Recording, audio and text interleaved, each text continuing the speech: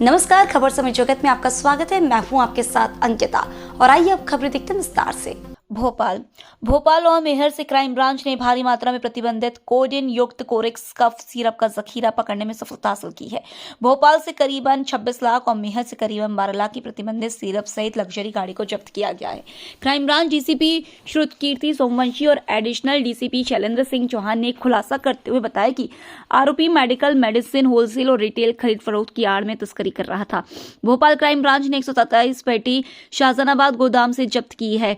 आरोपी अंकित महेश्वरी उर्फ अंकित बंग medical store संचालित करता है। क्राइम ब्रांच डीसीपी ने बताया कि जिला मेहर पुलिस के नगर पुलिस अधीक्षक राजीव पाठक को मुखबिर से गुप्त सूचना मिली कि प्रदेश में अवैध मादक पदार्थ कोडेन युक्त कोरेक्स कफ सिरप की अवैध तस्करी का बड़ा व्यापार और तस्करी की जा रही है। अवैध मादक पदार्थ कोडेन युक्त कोरेक्स कफ सिरप संपूर्ण प्रदेश में इधर से उधर सप्लाई किया जाकर लाखों करोड़ों का अवैध व्यापार किया जा रहा है, जिसका मुख्य केंद्र शाहजहानाबाद भोपाल में है। भोपाल में बैठे ड्रग लॉर्ड द्वारा प्रदेश में अवैध रूप से कोडेन युक्त कोरेक्स कफ सिरप की सप्लाई प्रदेश में की जा रही है। उसी ड्रग माफिया द्वारा जिला मेहर में भी अवैध मादक पदार्थ कोडेन युक्त कोरेक्स कफ सिरप सप्लाई किया गया है। इसी आधार पर क्राइम ब्रांच की विशेष टीम का गठन किया गया। क्राइम ब्रांच पुलिस का कहना है कि आरोपी भोपाल से मेहर तक सिरप सप्लाई करता था और आरोपी कई दिनों से कोरेक्स कफ सिरप को अवैध मादक पदार्थ के रूप में सप्लाई कर रहा है।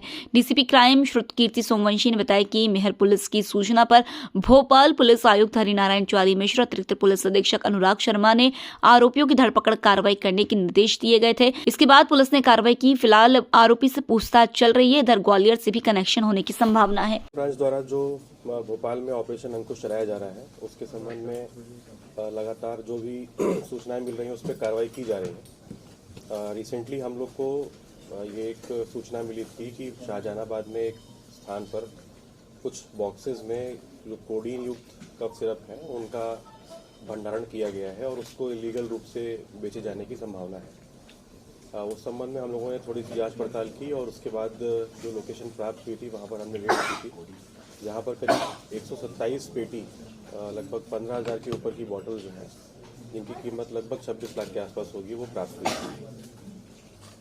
इस संबंध में एक आरोपी को गिरफ्तार किया गया है जो कि जिसके भंडारण में ये कोडेन युक्त कोरेक्स यानी ऑनरेक्स कफ सिरप मिला है और उससे अभी अब पूछताछ जारी है कि इसके पहले की उसके कितने कंसाइनमेंट यहाँ पर आ चुके थे और इसके पहले उसने कितने लीटर या कितने कंटेनर्स में इसको बेचा है। उस सभी चीज़ों की जानकारी उसके लैपटॉप या उसकी ईमेल और बाकी चीज़ों के माध्यम से प्राप्त की जा रही है। दरअसल जो ये आपका कफ सिरप है इसका सप्लाई मैहर, कटनी और इस तरह के क्षेत्रों में ज़्यादा है।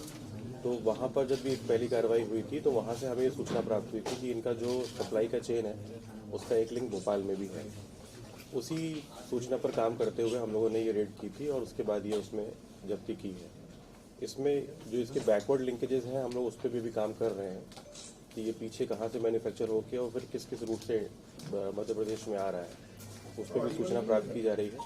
भोपाल में अभी इसके अलावा फिलहाल जो ये व्यक्ति इसको पकड़ा है उससे अभी और बरामदगी नहीं हुई है, लेकिन उससे पूछताछ जारी है और उसकी जो पीआर ली गई है उसमें और भी इंफॉर्मेशन निकल के आएंगे। और साथी तो होंगे सर इसके, क्योंकि इतने सारा इसके पास से बरामदगी हुई है, साथ में कंपनी एक साथ इतना कैसे दे सकती है, इसकी चेन के बारे में कुछ पता चला? दरअसल ये जो कोडेन युक्त कफ सिरप है इसको लेके जो लॉज है वो बहुत क्लियर नहीं है। 2016 में इसमें बैन लगा था, उसके बाद इसको हाईकोर्ट ने इंटरिम रूप से इस बैन को हटाया था। तो कुछ स्टेट्स में इस पर बैन है, कुछ स्टेट्स में बैन नहीं है। मध्य प्रदेश में इसके ऊपर बैन लगाया गया है जिसके ऊपर हाईकोर्ट में केस चल रहा है और तमाम तरह के और भी लिटिगेशंस इस मामले में चल रहे हैं। कोडीन वाले जो कफ सिरप हैं उनको इसलिए बैन किया गया था क्योंकि वो गट में जाके मॉर्फिन का रूप ले लेते हैं और फिर वो ऑलमोस्ट एक मॉर्फिन की तरह ही काम करते हैं, जो कि एक कंट्रोल्ड सब्सटेंस है। इस संबंध में जो व्यक्ति है इससे पूछताछ की गई है तो उसने अभी अपने किसी के साथी का नाम नहीं बताया है।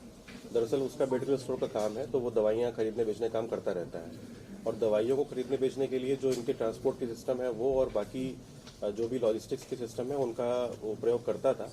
अभी किसी और साथी का नाम सामने नहीं आया है। जो इसके बैकवर्ड लिंकेजेस हैं जिसमें ग्वालियर का एक लिंक सामने आ रहा है जहाँ से ये चीज़ सप्लाई होकर आई है, पर ज़रूरी नहीं है कि वहाँ पे वो उसका भंडारण किया गया हो सकता है वो केवल ही लॉजिस्टिक की सप्लाई वाला एंगल हो। तो पुलिस अब उस पर काम कर रही है और होपफुली आगे उसमें और भी कुछ जो है तथ्य सामने निकल कर आएंगे। खबर समय जगत के लिए संवाददाता आदित्य सराठी की report. For latest news, subscribe to our channel and press the bell icon